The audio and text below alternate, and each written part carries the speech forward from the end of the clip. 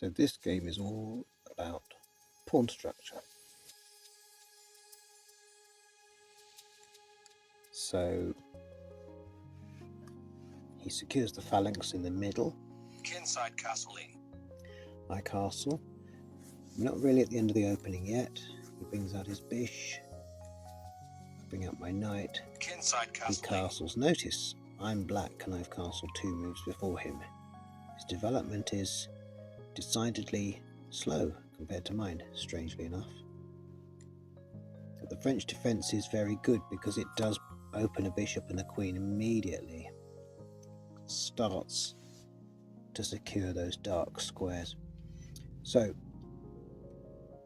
move this knight away so that this bishop I mentioned earlier can now be ready for the attack, and so that otherwise my knight might get pinned there. And he just grabs this pawn.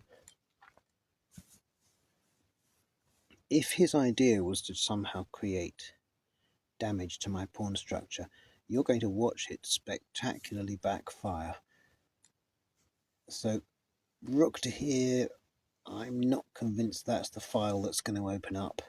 I'm not sure that that's the right file to move the rook to. I would have thought, quite honestly, f would have been better, but now I just do this. So I've now got some really good structure here with the pawns. Things are all looking okay, and he comes with the sort of queenside advance. Again, we've seen this so many times that it actually gets tedious. You wonder why people play chess, if this is the only idea that they have. Castle one side and push the pawns on the other. You have to do better than that with me. This knight advances, but it's a pointless advance. It can't advance further than that.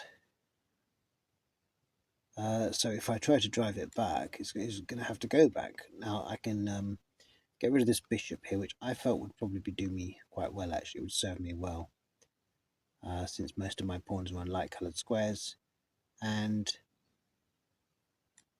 it just simplifies the game a bit. Now he moves to here. So instead of taking it, I just get rid of one of the pieces that's defending it, namely his knight. His knight can't move to a check square or anything like that, so he hasn't got any outs. He moves to there, he can attack my knight. It's defended, it's not perfectly defended, it's going to reveal a gap in front of my king, but then the other knight can plug that gap, so I actually think that's okay. I have successfully driven it away, and I can now go on and take that pawn. So I've got the pawn. Check. He, of course, swallows the knight, and I get it back. Now he recaptures the pawn, so we're even.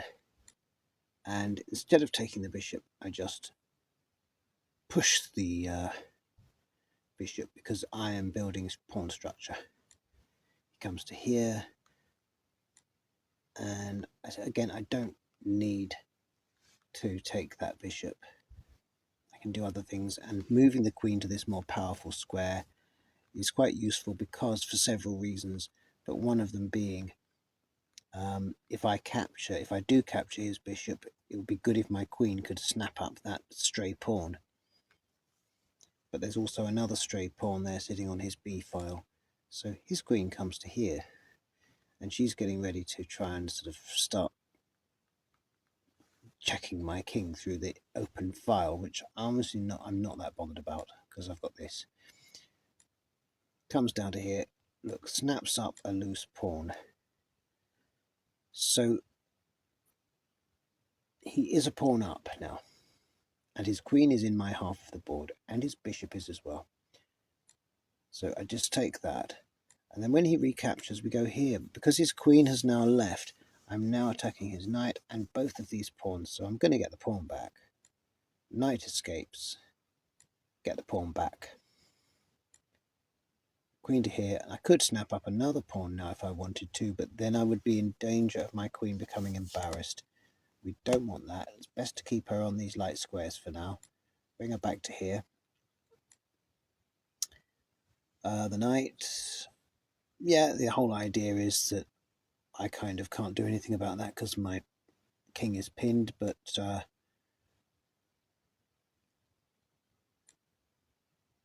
doesn't really matter. He goes here. take off the pin. Check. Captures because he just can't think of anything else to do now. And now I've got this lovely rook coming up here. But that's actually opened up this file rather nicely. Check. Queen comes here. I'm happy to trade queens because I will end up with the open file. He tries to grab this open file now. But by grabbing the queens, I can now do this. And now we're battling over this C file. Who is going to get the C file? And you notice he's got the extra pawn, but it's a doubled pawn. And I've got those 2 pawns on the end there. So they could walk each other home hand in hand quite nicely in theory. So let's just swap the rooks, and that blocks off that. Now I can come to here, he can come to here, and I can just defend that pawn nicely, and he's actually got nothing to push it out with. So it's now going to be, well, pawn advances here, but it's now going to be kings to the middle. After we've closed up the position, there we are. Now it's kings to the middle. Again, he closed that himself. Trying to crack through somewhere. He wants this single pawn advantage to turn into a queen. Check. Check. Check. And another check, and he must move back because I've got those 2 squares covered by the pawns. Now I can move in. Can't do much. I can just keep moving in. Now the king comes up more. And I think you agree, surely, that I've got the better of the game at this point by quite a long chalk. Funnily enough, the piece count, the pawn count, it's all identical.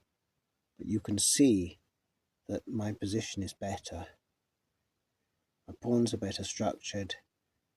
My king is just that tiny bit more advanced than his, and I've got the rook really causing a big problem here. I can just go there, and because I was nearly in Zugzwang myself, but that relieved me of it, and then that just opens up even more goodies. Now I'm sort of in Zugzwang, quite badly really. Have to go back, but it's okay. I'll grab that. So it wasn't, I mean, it was a bit scrappy, but it's okay, it worked.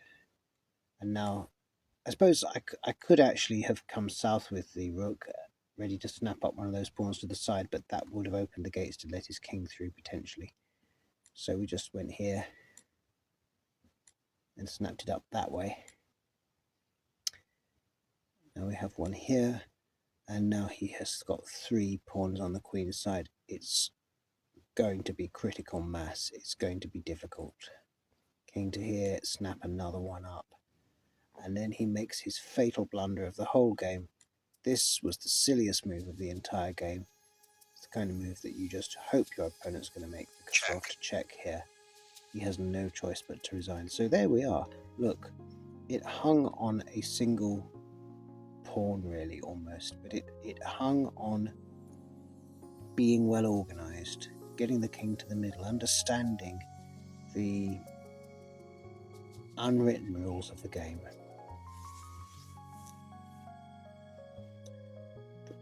That's been my latest game on Chess Voices.